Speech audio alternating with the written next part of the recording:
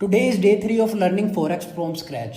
So I will cover Forex broker today. इस topic की दो वीडियोस होने वाली हैं जिनको हम 2 दिनों के अंदर कवर करेंगे। सबसे पहले Forex ब्रोकर क्या है।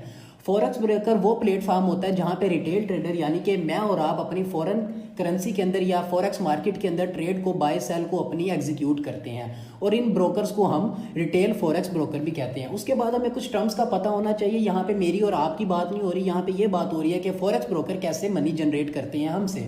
तो फॉरेक्स ब्रोकर दो अपने साइकिल के ऊपर वर्क करती हैं। पहला इनका जो सा मेथड है वो है बिड आस्क स्प्रेड, दूसरा मेथड है कमीशन। सबसे पहले हम बिड आस्क स्प्रेड के बारे में बात कर लेते हैं कि बिड आस्क स्प्रेड क्या होता है। अगर फॉर एग्जांपल यूरो यूएसडी की चार्ट की ओरिजिनल कीमत चल रही है 1.052, तो अगर मुझे इस प्राइस से करेंसी बाय करनी है तो वो मेरी इस पॉइंट से करेंसी बाय नहीं करवाएगा, वो मुझे 1.1053 से करवाएगा, यानी कि एक पॉइंट का वो अपने पास प्रॉफिट रखेगा। अगर मुझे इस पॉइंट से 1.1052 की प्राइस से मैंने अपनी करेंसी को सेल करना है तो वो मेरी करेंसी को सेल करवाएगा 1.1051 से।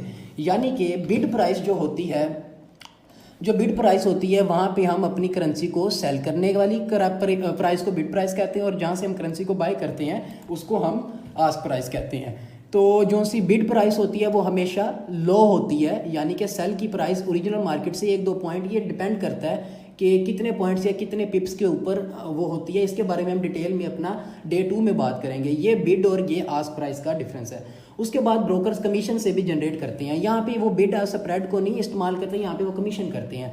यहाँ पे वो अपना हर ट्रेड के ऊपर डिफरेंट अपना एक कमीशन फिक्स कर देते हैं, यानी कि $5, $10 या डिफरेंट। उसके बाद हम ये बिड आस्क स्प्रेड यानी कि टाइप ऑफ स्प्रेड के बारे में बात कर लेते हैं। तो 2 किस्म के स्प्रेड होते हैं। पहला जो सा स्प्रेड होता है वो फिक्स होता है, यानी कि वो ब्रोकर अपनी बिड और आस्क प्राइस को फिक्स कर देता है कि वो कितने उसने पॉइंट्स या कितने पिप्स उसने अपनी प्राइस को फिक्स रखना है हर ट्रेड के ऊपर। और वेरिएबल स्प्रेड के अंदर डिफरेंस होता है, उसके अंदर हर ट्रेड के ऊपर मार्केट कंडीशन से लिहाज से वो स्प्रेड चेंज होता रहता है। और ये जो सा स्प्रेड है वो डीलिंग डेस्क ब्रोकर प्रोवाइड करते हैं और वेरिएबल स्प्रेड है वो non dealing desk broker provide करते हैं। ये ब्रोकर्स की टाइप है, इनको हम अपने डे 2 के अंदर ज़्यादा हम डिटेल के अंदर पढ़ेंगे। उसके बाद आ जाता है हमारा आज का topic regulation of forex broker. हमें कैसे पता चलेगा कि कौन सा ब्रोकर लेजिट है या कौन सा ब्रोकर स्कैम है। तो ये कुछ इदारे हैं, कुछ अथॉरिटीज़ हैं जहाँ पे हमें ब्रोकर्स का लाइसेंस जाके वेरीफाई करना होता है। फॉर एग्जांपल आज हम लाइसेंस वेरीफाई करते हैं एक्सएम का। एक्सएम जो सा ब्रोकर है वो जो सा एक मोस्ट अवॉर्डेड ब्रोकर है फॉरेक्स का, तो हमें इसका लाइसेंस वेरीफाई करना है। तो ये यहाँ पे एंड के अंदर हर ब्रोकर के अंदर इसके लाइसेंस के बारे में डिटेल होती है।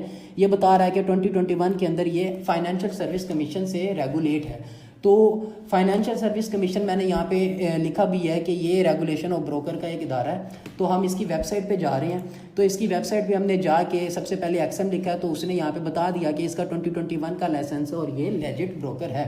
तो ऐसे आप डिफरेंट ब्रोकर की जाके वेरिफिकेशन कर सकते हैं।